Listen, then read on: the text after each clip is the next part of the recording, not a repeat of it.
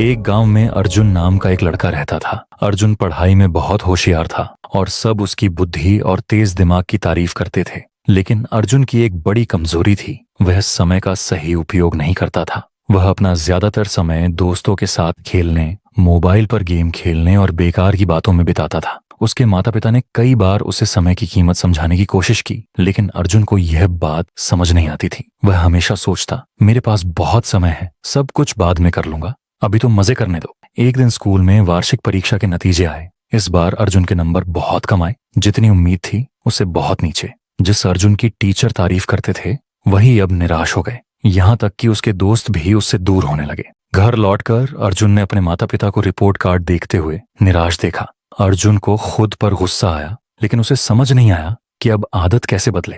उस रात अर्जुन अपने दादाजी के पास गया, जो गांव के सबसे समझदार और सम्मानित बुजुर्ग थे। दादाजी के पास बैठकर अर्जुन ने अपनी परेशानी बताई और कहा, दादाजी, मैं समझ नहीं पा रहा कि मैं इस बार फेल कैसे हो गया, जबकि मैं एक अच्छा छात्र हूँ। दादाजी मुस्कुराए और बोले, बेटा, समस्या यह नहीं कि तुम अच्छे छात्र नहीं हो, समस्या यह है कि तुमने समय को हल्के में लिया। समय बहुत कीमती होता है, अगर इसका सही उपयोग करो तो सफलता मिलती है, और अगर इसे बर्बाद करो तो ये पीछे खींच लेता है। अर्जुन ने हैरानी से पूछा, लेकिन दादाजी, समय तो हमेशा होता है ना, मैं बाद में भी सब कर सकता हूँ। दादाजी गंभीर होकर बोले, नहीं बेटा, समय नदी के बहते पानी जैसा है, जो बह गया वो कभी वापस नहीं आता। चलो मैं तुम्हें एक कहानी सुनाता हूँ, जिससे तुम्हें समय की कीमत समझ में आएगी। दादाजी ने कहानी शुरू की। बहुत समय पहले विक्रम नाम का एक शक्तिशाली राजा था। उसके पास बहुत धन दौलत, भव्य महल और ढेरों नौकर थे, लेकिन उसे भी समय बर्बाद करने की आदत थी।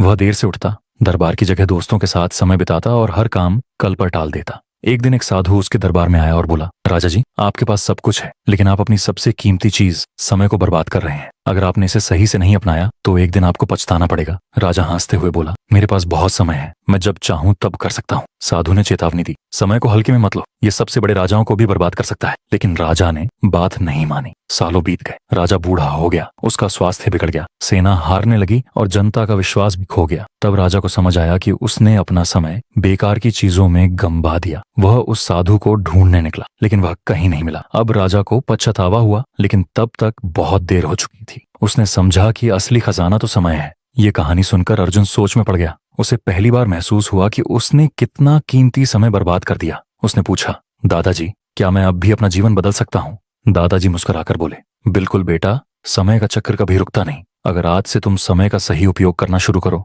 तो तुम्हें सफल होने से कोई नहीं रोक सकता। लेकिन याद रखना, जो काम आज कर सकते हो उसे कल पर मत टालो। उस दिन के बाद अर्जुन ने संकल्प लिया कि वह समय का सही उपयोग करेगा। उसने एक दिनचर्या बनाई, हर काम के लिए समय तय किया। वह सुबह जल्दी उठने लगा, पढ़ाई पर ध्यान देने लगा और व्यर्थ की बातों से दूर रहने लगा। धीरे धीरे उसके मेहनत के अच्छे नतीजे आने लगे।